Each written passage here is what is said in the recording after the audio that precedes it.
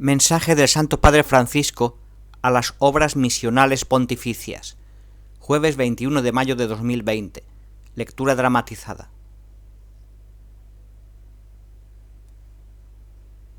Los que se habían reunido le preguntaron diciendo: Señor, ¿es ahora cuando vas a restaurar el reino a Israel? Les dijo: ¿no os toca a vosotros conocer los tiempos o momentos que el Padre ha establecido con su propia autoridad? En cambio, recibiréis la fuerza del Espíritu Santo que va a venir sobre vosotros, y seréis mis testigos en Jerusalén, en toda Judea y Samaria, y hasta el confín de la tierra. Dicho esto, a la vista de ellos, fue elevado al cielo, hasta que una nube se lo quitó de la vista. Hechos 1, del 6 al 9. Después de hablarles, el Señor Jesús fue llevado al cielo y se sentó a la derecha de Dios. Ellos se fueron a predicar por todas partes, y el Señor cooperaba, confirmando la palabra con las señales que los acompañaban. Marcos 16, de 19 al 20. Y los sacó hasta cerca de Betania, y levantando sus manos, los bendijo. Y mientras los bendecía, se separó de ellos y fue llevado hacia el cielo. Ellos se postraron ante él y se volvieron a Jerusalén con gran alegría. Y estaban siempre en el templo bendiciendo a Dios. Lucas 24, del 50 y 53. Queridos hermanos y hermanas, este año había decidido participar en vuestra Asamblea General Anual el jueves 21 de mayo, fiesta de la Ascensión del Señor. Pero se ha cancelado a causa de la pandemia que nos afecta a todos. Por eso, deseo enviaros a todos vosotros este mensaje para haceros llegar igualmente lo que tengo en el corazón para deciros. Esta fiesta cristiana, en estos tiempos inimaginables que estamos viviendo, me parece aún más rica de sugerencias para el camino y la misión de cada uno de nosotros y de toda la Iglesia. Celebramos la Ascensión como una fiesta, y sin embargo en ella se conmemora la despedida de Jesús de sus discípulos y de este mundo.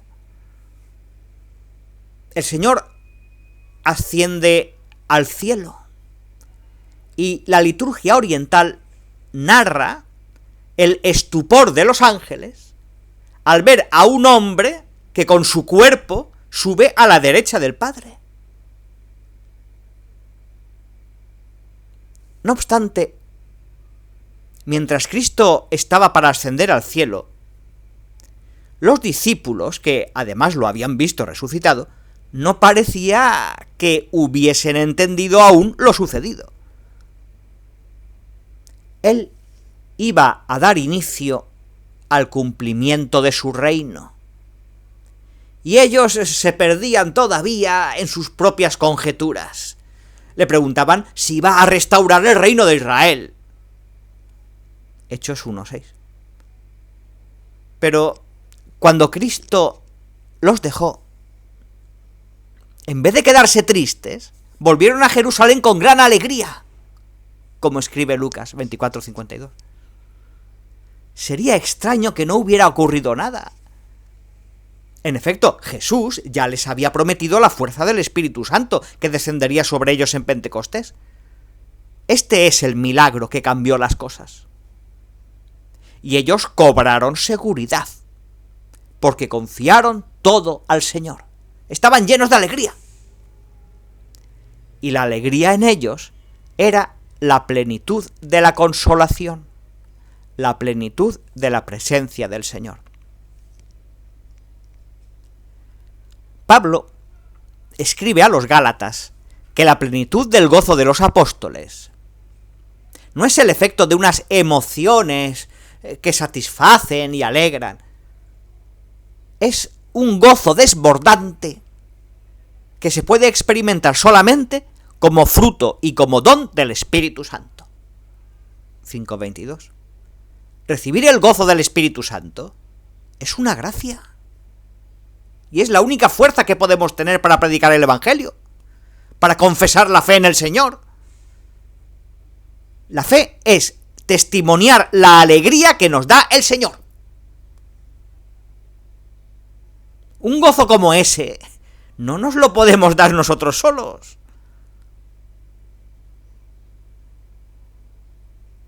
Jesús, antes de irse, dijo a los suyos que les mandaría el Espíritu,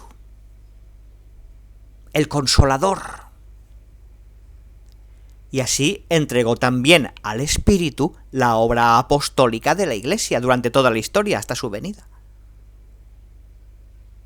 El misterio de la ascensión, junto con la efusión del Espíritu Santo en Pentecostés, imprime y confiere siempre a la misión de la Iglesia su rasgo genético más íntimo, el de ser obra del Espíritu Santo y no consecuencia de nuestras reflexiones e intenciones. Y este es el rasgo que puede hacer fecunda la misión y preservarla de cualquier presunta autosuficiencia, de la tentación de tomar como rehén la carne de Cristo que asciende al cielo, para los propios proyectos clericales de poder. Cuando en la misión de la Iglesia no se acoge ni se reconoce la obra real y eficaz del Espíritu Santo, quiere decir que hasta las palabras de la misión, incluso las más exactas y las más reflexionadas, se han convertido en una especie de discursos de sabiduría humana, usados para autoglorificarse o para quitar y ocultar los propios desiertos interiores. La alegría del Evangelio. La salvación es el encuentro con Jesús, que nos ama y nos perdona, enviándonos el Espíritu Santo, que nos consuela y nos defiende. La salvación no es la consecuencia de nuestras iniciativas misioneras, ni siquiera de nuestros razonamientos sobre la encarnación del Verbo. La salvación de cada uno puede ocurrir solo a través de la perspectiva del encuentro con Él que nos llama. Por esto, el misterio de la predilección inicia, y no puede no iniciar, con un impulso de alegría, de gratitud. La alegría del Evangelio, esa alegría grande de las pobres mujeres que en la mañana de Pascua fueron al sepulcro de Cristo y lo hallaron vacío, y que luego fueron las primeras en encontrarse con Jesús resucitado y corrieron a decírselo a los demás. Mateo 28, del 8 al 10. Solo así, el ser elegidos y predilectos puede testimoniar ante todo el mundo con nuestras vidas la gloria de Cristo resucitado. Los testigos, en cualquier situación humana, son aquellos que certifican lo que otro ha hecho. En este sentido, y sólo así, podemos nosotros ser testigos de Cristo y de su Espíritu. Después de la ascensión, como cuenta al final del Evangelio de Marcos, los apóstoles y los discípulos se fueron a predicar por todas partes, y el Señor cooperaba confirmando la palabra con las señales que los acompañaban. 16:20. Cristo con su Espíritu da testimonio de sí mismo mediante las obras que lleva a cabo en nosotros y con nosotros. La Iglesia, explicaba ya San Agustín, no rogaría al Señor que les concediera la fe a aquellos que no conocen a Cristo, si no creyera que es Dios mismo el que dirige y atrae hacia sí la voluntad de los hombres. La Iglesia no haría rezar a sus hijos para pedir al Señor la perseverancia en la fe en Cristo, si no creyese que es el mismo Señor quien tiene en su mano nuestros corazones. En efecto, si la Iglesia le rogase estas cosas, pero pensara que se las puede dar a sí misma, significaría que sus oraciones no serían auténticas, sino solamente fórmulas vacías, frases hechas, formalismos impuestos por el conformismo eclesiástico. Si no se reconoce que la fe es un don de Dios, tampoco tendrían sentido las oraciones que la Iglesia le dirige. Y no se manifestaría a través de ellas ninguna sincera pasión por la felicidad y por la salvación de los demás y de aquellos que no reconocen a Cristo resucitado, aunque se dedique mucho tiempo a organizar la conversión del mundo al cristianismo. Es el Espíritu Santo quien enciende y custodia la fe en los corazones. Y reconocer este hecho lo cambia todo. En efecto, es el Espíritu el que suscita y anima la misión. Le imprime connotaciones genéticas, matices y movimientos particulares que hacen del anuncio del Evangelio y de la confesión de la fe cristiana algo distinto a cualquier proselitismo político o cultural, psicológico o religioso. He recordado muchos de estos rasgos distintivos de la misión en la exhortación apostólica Evangelii Gaudium. Retomo algunos de ellos. Atractivo. El misterio de la redención entró y continúa obrando en el mundo a través de un atractivo que puede fascinar el corazón de los hombres y de las mujeres, porque es y parece más atrayente que las seducciones basadas en el egoísmo, consecuencia del pecado. Nadie puede venir a mí si no lo atrae el Padre que me ha enviado, dice Jesús en el Evangelio de Juan 6:44. La Iglesia siempre ha repetido que seguimos a Jesús y anunciamos su Evangelio por esto, por la fuerza de atracción que ejercen el mismo Cristo y su Espíritu. La Iglesia, afirmó el Papa Benedicto XVI, crece en el mundo por atracción y no por proselitismo. San Agustín decía que Cristo se nos revela atrayéndonos. Y para poner un ejemplo de este atractivo, citaba al poeta Virgilio, según el cual toda persona es atraída por aquello que le gusta. Jesús no solo es atrayente para nuestra voluntad, sino también para nuestro gusto. Cuando uno sigue a Jesús contento por ser atraído por él, los demás se darán cuenta y podrán asombrarse de ello. La alegría que se transparenta en aquellos que son atraídos por Cristo y por su Espíritu es lo que hace fecunda cualquier iniciativa misionera. Gratitud y gratuidad. La alegría de anunciar el Evangelio brilla siempre sobre el fondo de una memoria agradecida. Los apóstoles nunca olvidaron el momento en el que Jesús les tocó el corazón. Era como la hora décima, Juan 1:39. El acontecimiento de la Iglesia resplandece cuando en él se manifiesta el agradecimiento por la iniciativa gratuita de Dios. Porque Él nos amó primero. Primera de Juan 4:10. Porque fue Dios quien hizo crecer.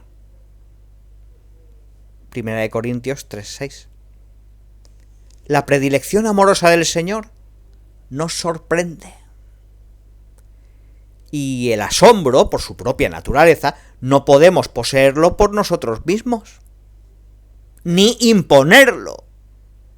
No es posible asombrarse a la fuerza. Solo así puede florecer el milagro de la gratuidad, el don gratuito de sí. Tampoco el fervor misionero puede obtenerse como consecuencia de un razonamiento o de un cálculo. Ponerse en estado de misión es un efecto del agradecimiento. Es la respuesta de quien, en función de su gratitud, se hace dócil al Espíritu Santo y, por tanto, es libre. Si no se percibe la predilección del Señor, que nos hace agradecidos, incluso el conocimiento de la verdad y el conocimiento mismo de Dios, ostentados como posesión que hay que adquirir con las propias fuerzas, se convertirían, de hecho, en letra que mata. Segunda de Corintios 3:6. Como demostraron por vez primera San Pablo y San Agustín. Solo en la libertad del agradecimiento se conoce verdaderamente al Señor. Y resulta inútil, y más que nada inapropiado, insistir en presentar la misión y el anuncio del Evangelio como si fueran un deber vinculante, una especie de obligación contractual de los bautizados.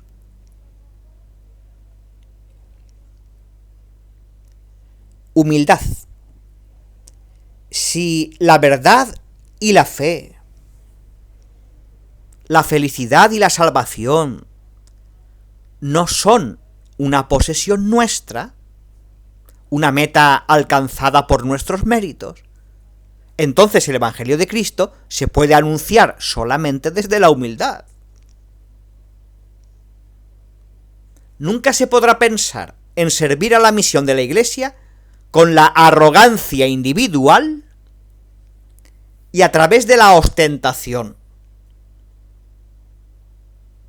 con la soberbia de quien desvirtúa también el don de los sacramentos y las palabras más auténticas de la fe, haciendo de ellos un botín que ha merecido. No se puede ser humilde por buena educación, o por querer parecer cautivadores. Se es humilde si se sigue a Cristo, que dijo a los suyos: aprended de mí, que soy manso y humilde de corazón. San Agustín se pregunta: ¿cómo es posible que después de la resurrección Jesús se dejó ver solo por sus discípulos y no en cambio por los que lo habían crucificado? Responde que Jesús no quería dar la impresión de querer burlarse de quienes le habían dado muerte. Era más importante enseñar la humildad a los amigos que echar en cara a los enemigos la verdad.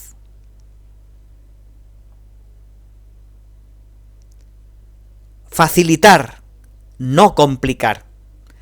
Otro rasgo de la auténtica obra misionera es el que nos remite a la paciencia de Jesús, que también en las narraciones del Evangelio acompañaba siempre con misericordia las etapas de crecimiento de las personas. un pequeño paso en medio de las grandes limitaciones humanas puede alegrar el corazón de Dios más que las zancadas de quien va por la vida sin grandes dificultades. Un corazón misionero reconoce la condición actual en la que se encuentran las personas reales, con sus límites, sus pecados, sus debilidades, y se hace débil con los débiles. 1 Corintios 9:22. Salir en misión para llegar a las periferias humanas no quiere decir vagar sin dirección ni sentido, como vendedores impacientes que se quejan de que la gente es muy ruda y anticuada como para interesarse por su mercancía. A veces se trata de aminorar el paso para acompañar a quien se ha quedado al borde del camino. A veces hay que imitar al padre de la parábola del hijo pródigo, que deja las puertas abiertas y otea todos los días el horizonte con la esperanza de la vuelta de su hijo. Lucas 15:20. La Iglesia no es una aduana, y quien participa de algún modo en la vida de la Iglesia está llamado a no añadir cargas inútiles a las vidas ya difíciles de las personas, a no imponer caminos de formación sofisticados y pesados para gozar de aquello que el Señor da con facilidad. No pongamos obstáculos al deseo de Jesús, que ora por cada uno de nosotros y nos quiere curar a todos, salvar a todos.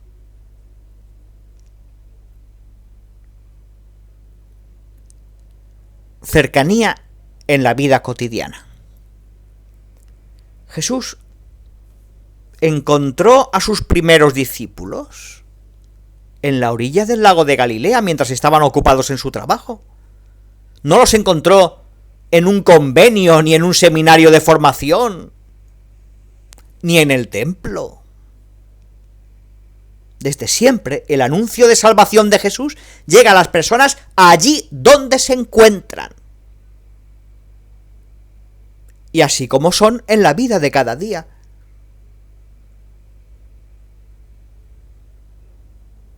La vida ordinaria de todos, la participación en las necesidades, esperanzas y problemas de todos, es el lugar y la condición en la que quien ha reconocido el amor de Cristo y ha recibido el don del Espíritu Santo puede dar razón a quien le pregunte de la fe, de la esperanza y de la caridad.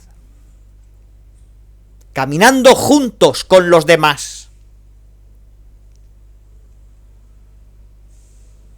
Principalmente en este tiempo en el que vivimos, no se trata de inventar itinerarios de adiestramiento dedicados, de crear mundos paralelos, de construir burbujas mediáticas en las que hacer resonar los propios eslóganes, las propias declaraciones de intenciones, reducidas a tranquilizadores nominalismos declaratorios.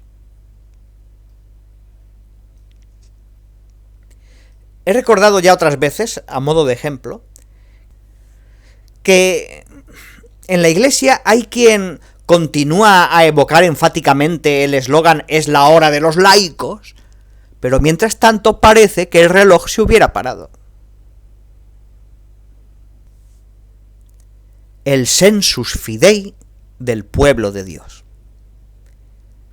Hay una realidad en el mundo que tiene una especie de olfato para el Espíritu Santo y su acción. Es el pueblo de Dios, predilecto y llamado por Jesús, que a su vez sigue buscándolo y clama siempre por él en las angustias de la vida. El pueblo de Dios mendiga el don de su espíritu. Confía su espera a las sencillas palabras de las oraciones. Y nunca se acomoda en la presunción de la propia autosuficiencia. El santo pueblo de Dios, reunido y ungido por el Señor, en virtud de esta unción, se hace infalible incredendo, como enseña la tradición de la Iglesia. La acción del Espíritu Santo concede al pueblo de los fieles un instinto de la fe, el sensus fidei, que le ayuda a no equivocarse cuando cree lo que es de Dios. Aunque no conozca los razonamientos ni las formulaciones teológicas para definir los dones que experimenta. Es el misterio del pueblo peregrino, que con su espiritualidad popular camina hacia los santuarios y se encomienda a Jesús, a María y a los santos, que recurre y se revela con natural a la libre y gratuita iniciativa de Dios, sin tener que seguir un plan de movilización pastoral. Predilección por los pequeños y por los pobres. Todo impulso misionero, si está movido por el Espíritu Santo, manifiesta predilección por los pobres y por los pequeños, como signo y reflejo de la preferencia que el Señor tiene por ellos. Las personas directamente implicadas en las iniciativas y estructuras misioneras de la Iglesia no deberían justificar nunca su falta de atención a los pobres, con la excusa, muy usada en ciertos ambientes eclesiásticos, de tener que concentrar sus propias energías en los cometidos prioritarios de la misión. La predilección por los pobres no es algo opcional en la Iglesia.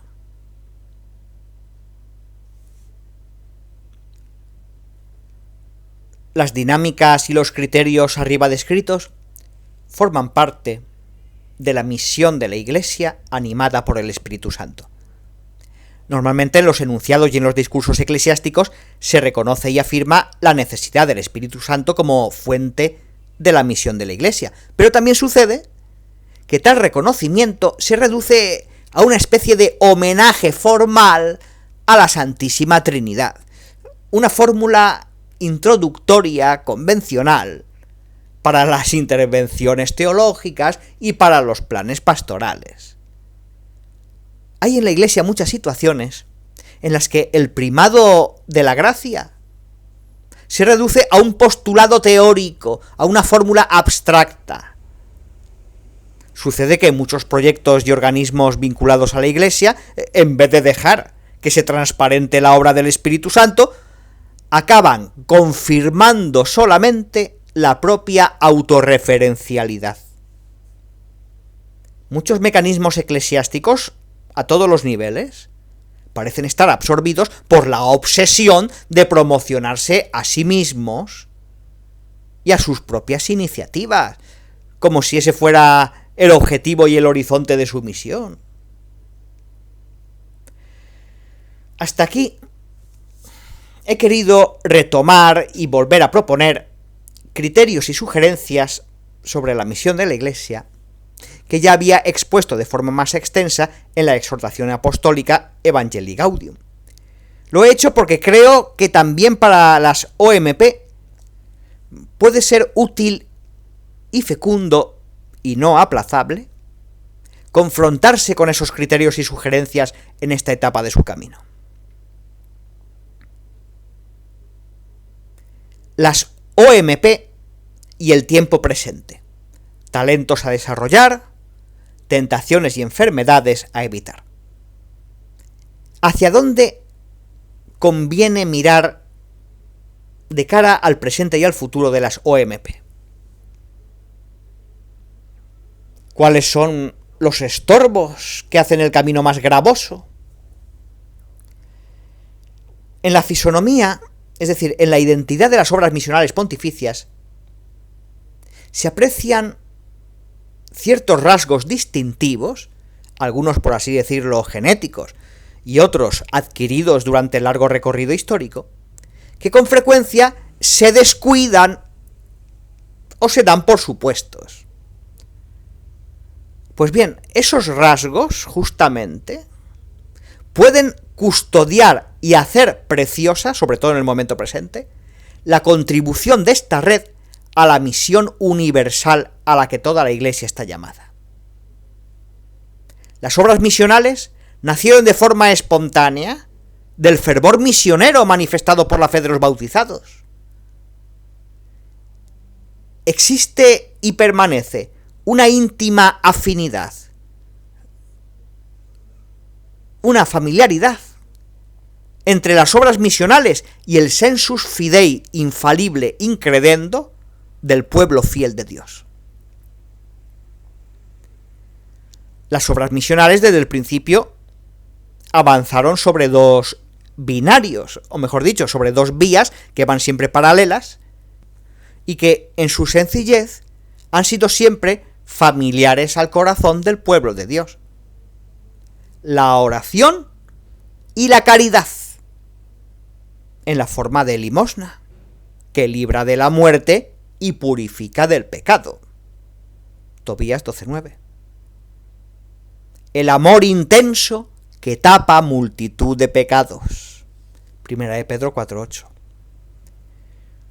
Los fundadores de las obras misionales, empezando por Pauline Jaricot, no se inventaron las oraciones y las obras a las que confiar sus intenciones de anunciar el Evangelio, sino que las tomaron simplemente del tesoro inagotable de los gestos más cercanos y habituales para el pueblo de Dios en camino por la historia.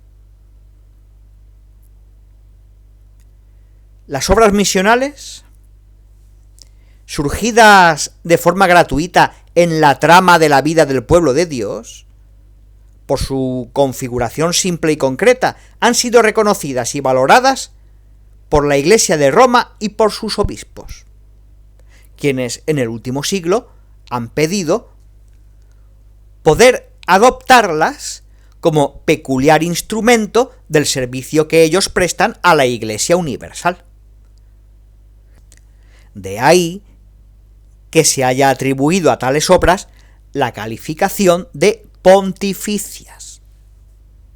Desde ese momento, resalta en la fisionomía de las OMP su característica de instrumento de servicio para sostener a las iglesias particulares en la obra del anuncio del Evangelio.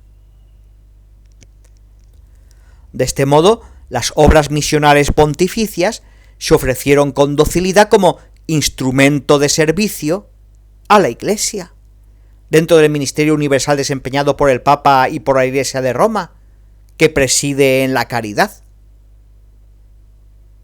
Así, con su propio itinerario y sin entrar en complicadas disputas teológicas, las obras misionales pontificias han desmentido los argumentos de aquellos que, también en los ambientes eclesiásticos, contraponen de modo inadecuado carismas e instituciones, leyendo siempre las relaciones entre ambas realidades a través de una engañosa dialéctica de principios.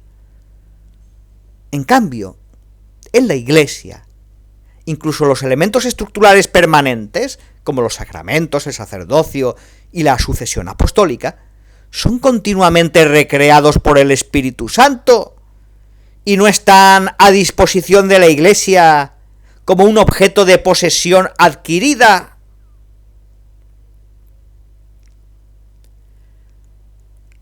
Las obras misioneras, desde su primera difusión, se estructuraron como una red capilar extendida en el pueblo de Dios, totalmente sujeta y de hecho inmanente a las redes de las instituciones y realidades ya presentes en la vida eclesial, como las diócesis, las parroquias o las comunidades religiosas. La vocación peculiar de las personas implicadas en las obras misionales nunca se ha vivido ni percibido como una vía alternativa, como una pertenencia externa a las formas ordinarias de la vida de las iglesias particulares. La invitación a la oración y a la colecta de recursos para la misión siempre se ha ejercido como un servicio a la comunión eclesial. Las obras misionales, convertidas con el tiempo en una red extendida por todos los continentes, manifiestan por su propia configuración la variedad de matices, condiciones, problemas y dones que caracterizan la vida de la Iglesia en los diferentes lugares del mundo.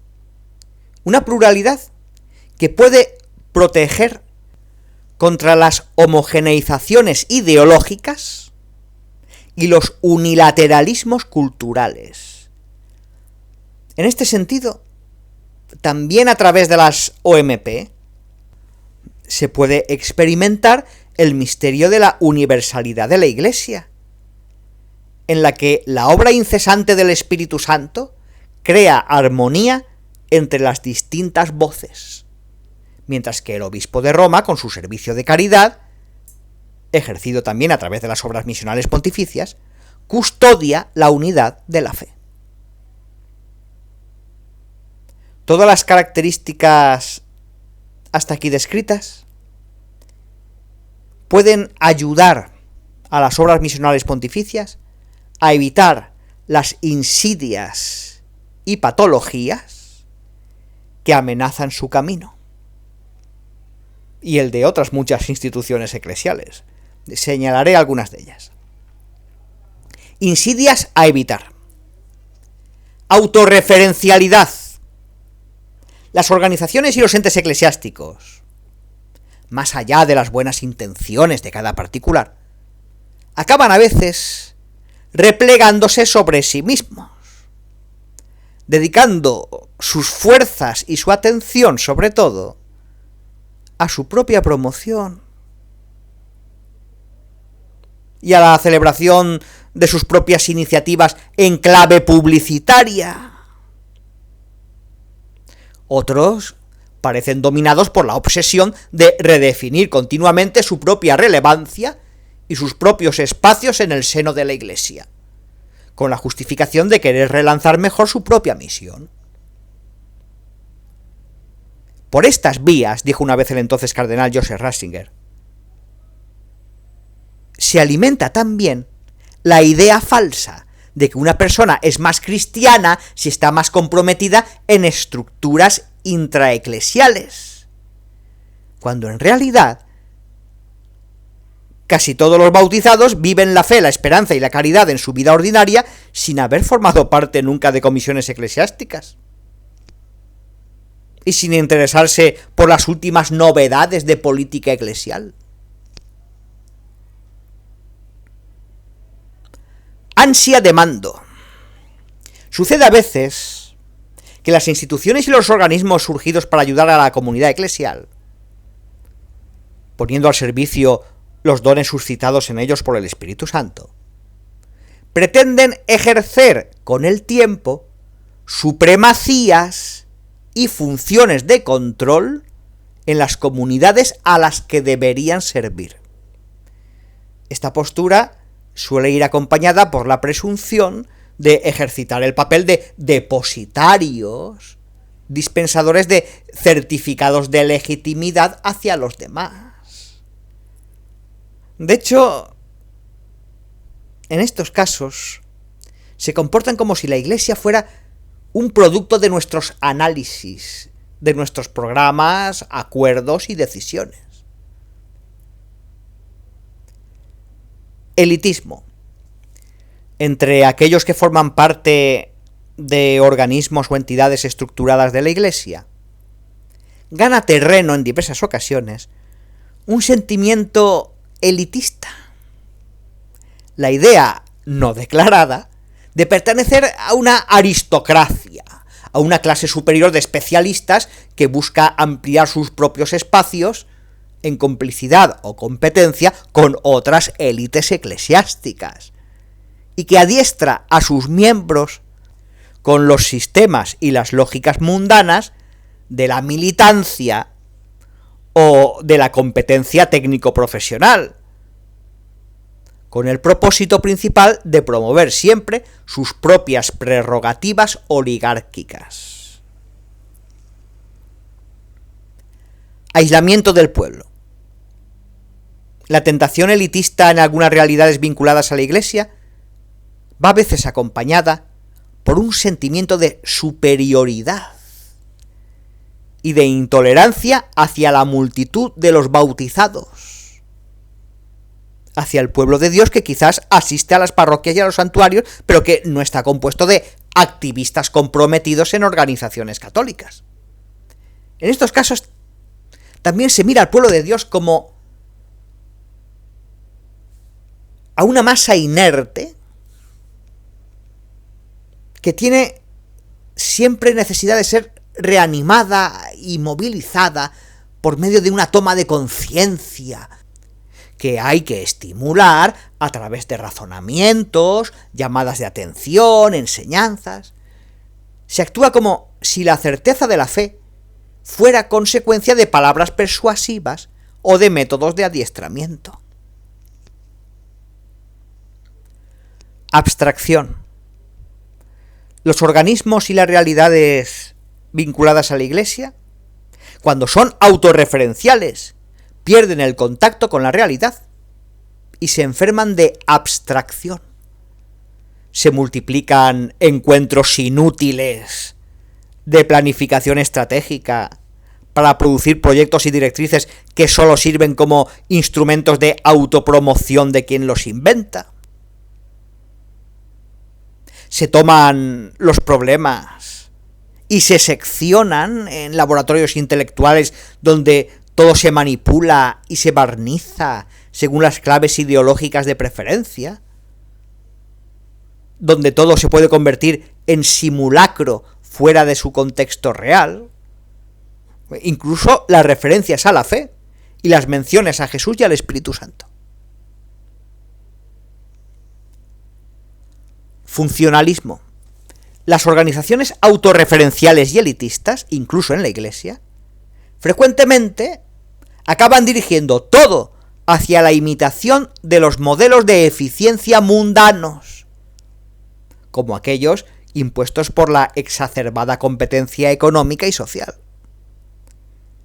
La opción por el funcionalismo garantiza la ilusión de solucionar los problemas con equilibrio, de tener las cosas bajo control, de acrecentar la propia relevancia, de mejorar la administración ordinaria de lo que se tiene.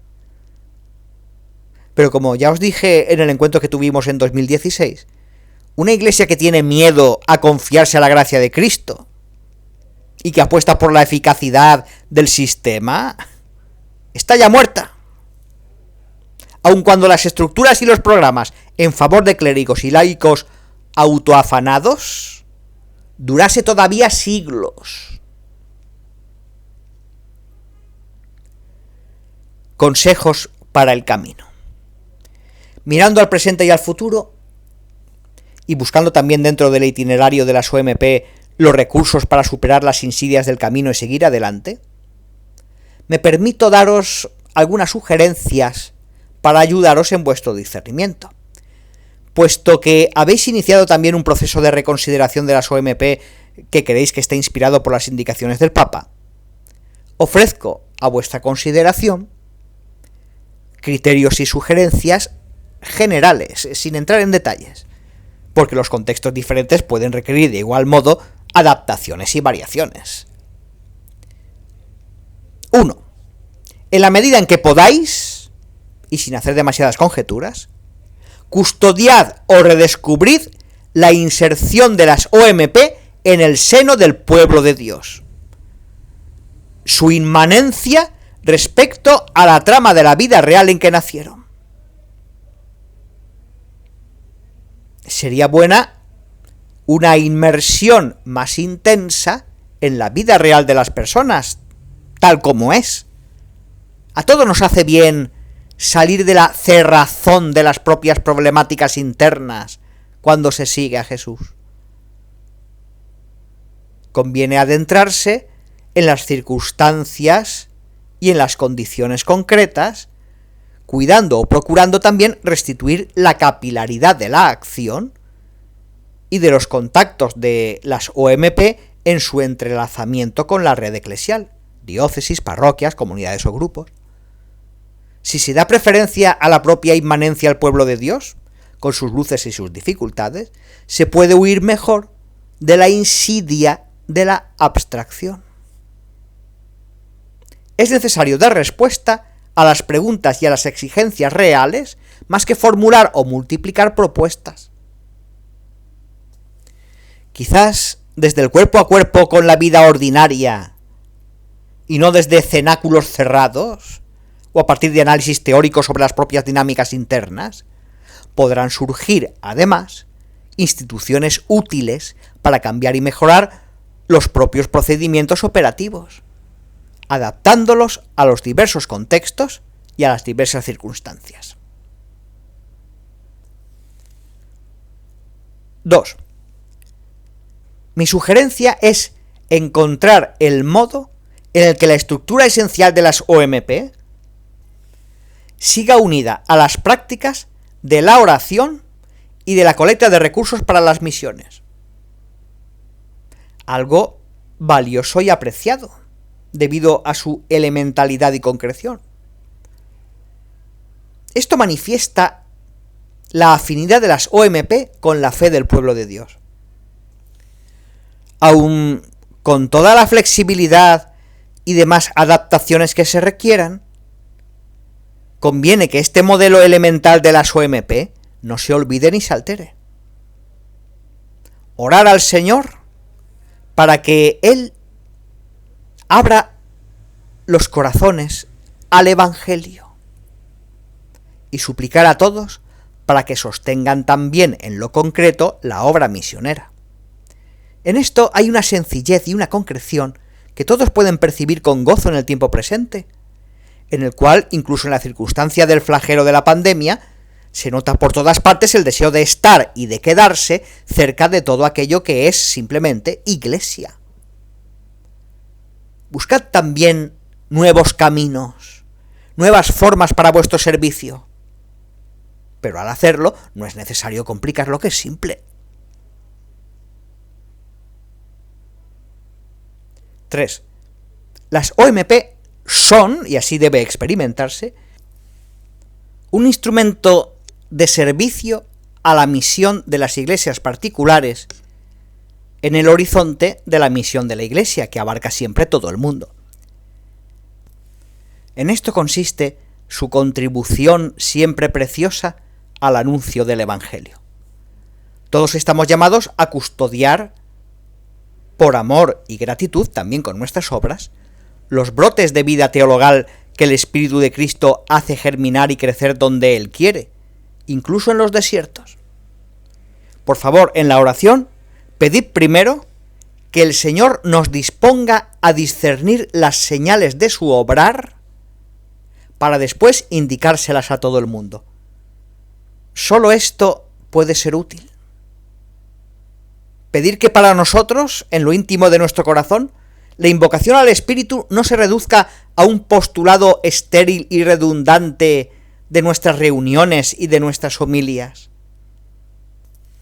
Sin embargo, no es útil hacer conjeturas y teorías sobre grandes estrategias o directivas centrales de la misión a las que delegar como a presuntos y fatuos depositarios de la dimensión misionera de la Iglesia la tarea de volver a despertar el espíritu misionero o de dar licencias misioneras a los demás.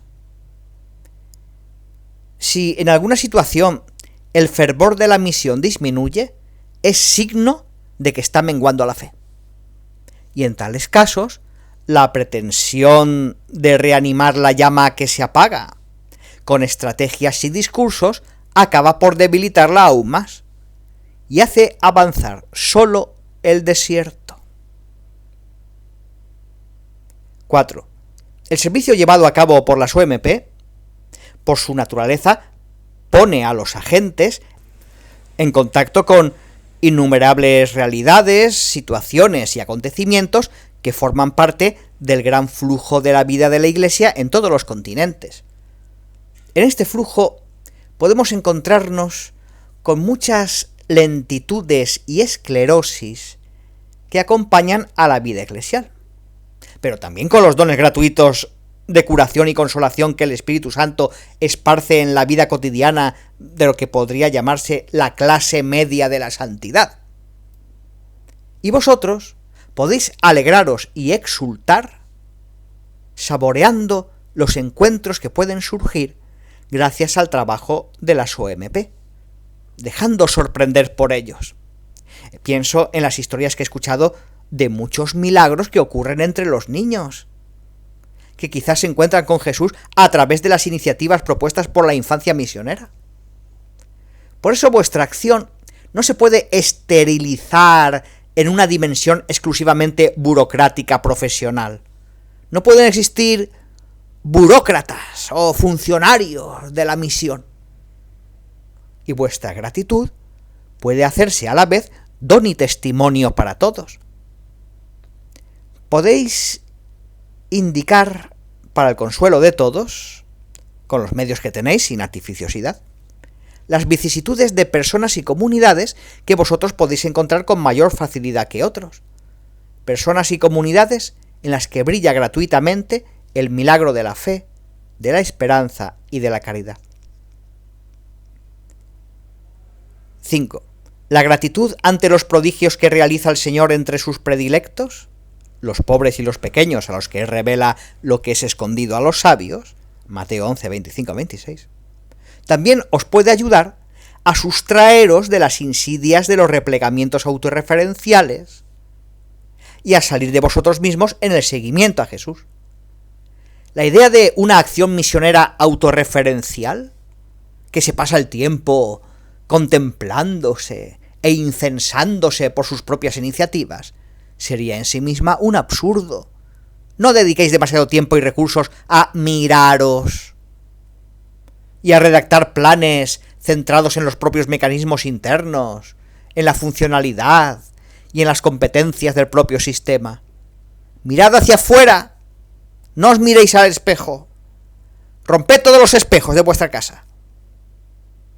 Los criterios a seguir, también en la realización de los programas, tienen que mirar a aligerar, a hacer más flexibles las estructuras y los procesos, más que a cargar con adicionales elementos estructurales la red de las OMP.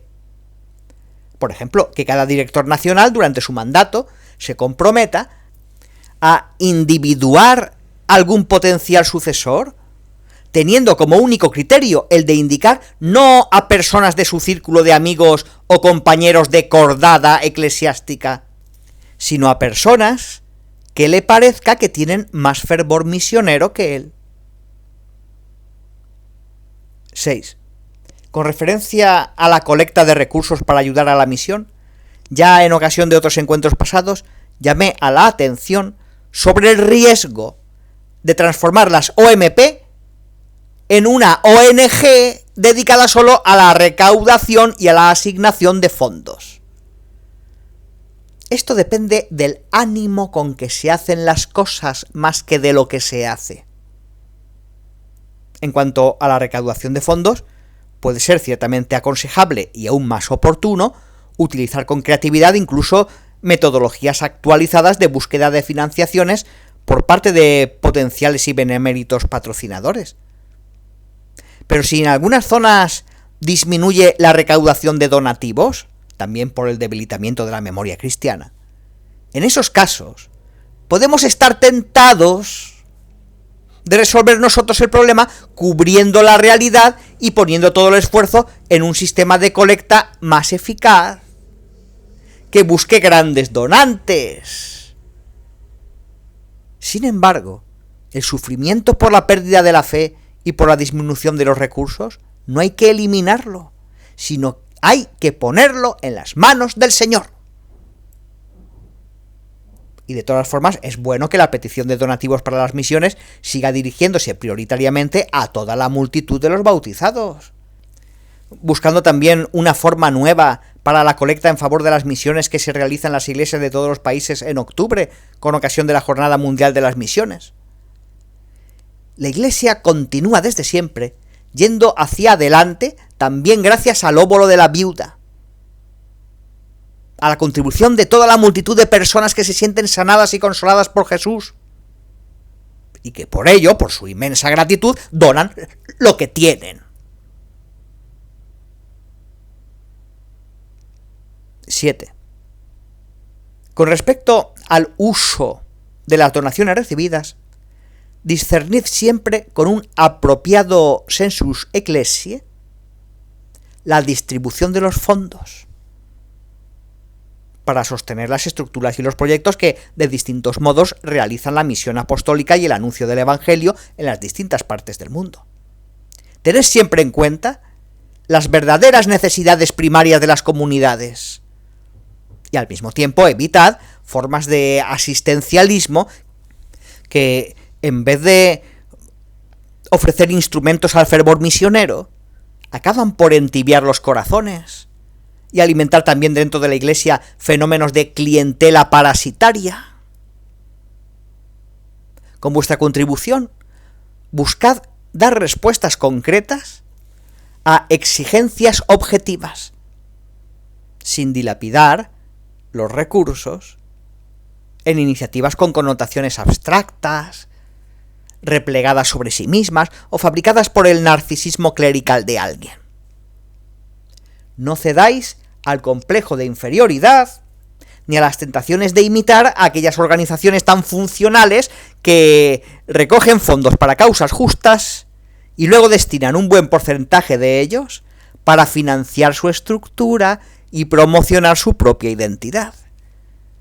También esto se convierte a veces en un modo para cuidar los propios intereses, aunque hagan ver que trabajan en favor de los pobres y necesitados. 8. Por lo que respecta a los pobres, no os olvidéis de ellos tampoco vosotros. Esta fue la recomendación que en el Concilio de Jerusalén los apóstoles Pedro, Juan y Santiago dieron a Pablo, Bernabé y Tito, que discutían sobre su misión entre los incircuncisos. Solo nos pidieron que nos acordáramos de los pobres. Gálatas 2:10. Después de aquella recomendación, Pablo organizó las colectas en favor de los hermanos de la Iglesia de Jerusalén. 1 Corintios 16:1. La predilección por los pobres y los pequeños es parte de la misión de anunciar el Evangelio, que está desde el principio. Las obras de caridad espirituales y corporales hacia ellos manifiestan una preferencia divina que interpela la vida de fe de todo cristiano, llamado a tener los mismos sentimientos de Jesús. Filipenses 2:5. 9. Las UMP, con su red difundida por todo el mundo, reflejan la rica variedad del pueblo con muchos rostros, reunido por la gracia de Cristo, con su fervor misionero. Fervor que no es igual de intenso ni vivaz en todo tiempo y lugar. Y además la misma urgencia compartida de confesar a Cristo muerto y resucitado se manifiesta con tonos diversos según los diversos contextos. La revelación del Evangelio no se identifica con ninguna cultura, y en el encuentro con nuevas culturas que no han acogido la predicación cristiana, no es necesario imponer una forma determinada cultural junto con la propuesta evangélica. Hoy también en el trabajo de las OMP conviene no llevar cargas pesadas. Conviene custodiar su perfil variado y su referencia común a los rasgos esenciales de la fe. También puede ofuscar la universalidad de la fe cristiana la pretensión de estandarizar la forma del anuncio, tal vez orientado todo hacia clichés o a eslóganes que están de moda en algunos círculos de ciertos países cultural o políticamente dominantes. A este respecto, también la relación especial que une a las OMP con el Papa y con la Iglesia de Roma representa un recurso y un apoyo a la libertad que ayuda a todos a sustraerse de modas pasajeras, de servilismos a escuelas de pensamiento unilateral o a homogeneizaciones culturales con características neocolonialistas, fenómenos que, por desgracia, se dan también en contextos eclesiásticos. 10. Las OMP no son en la Iglesia un ente independiente suspendido en el vacío. Dentro de su especificidad, que conviene cultivar y renovar siempre, está el vínculo especial que las une al obispo de la Iglesia de Roma, que preside en la caridad. Es hermoso y confortante reconocer que este vínculo se manifiesta en una labor llevada a cabo con la alegría, sin buscar aplausos o reclamar pretensiones. Una obra que, justamente en su gratuidad, se entrelaza con el servicio del Papa, siervo de los siervos de Dios. Os pido que el carácter distintivo de vuestra cercanía al obispo de Roma sea precisamente este: compartir el amor a la Iglesia, reflejo del amor a Cristo, vivido y manifestado en el silencio, sin jactarse, sin delimitar el terreno propio, con un trabajo cotidiano que se inspire en la caridad y en su misterio de gratuidad, con una obra que sostenga a innumerables personas interiormente agradecidas, pero que quizás no saben a quién dar las gracias, porque desconocen hasta el nombre de las OMP. El misterio de la caridad en la Iglesia se lleva a cabo así. Sigamos caminando juntos hacia adelante, felices de avanzar en medio de las pruebas, gracias a los dones y a las consolaciones del Señor. Mientras tanto, reconocemos con alegría en cada paso que todos somos siervos inútiles, empezando por mí. Conclusión. Id con ardor. En el camino que os espera hay mucho que hacer.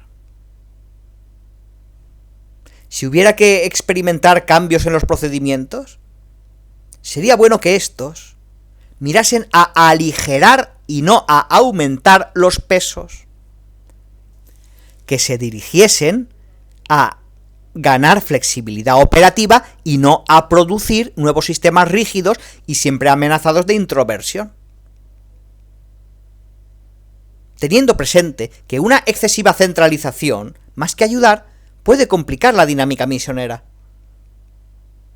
Y también que una articulación a escala puramente nacional de las iniciativas pondría en peligro la fisonomía misma de la red de las UMP.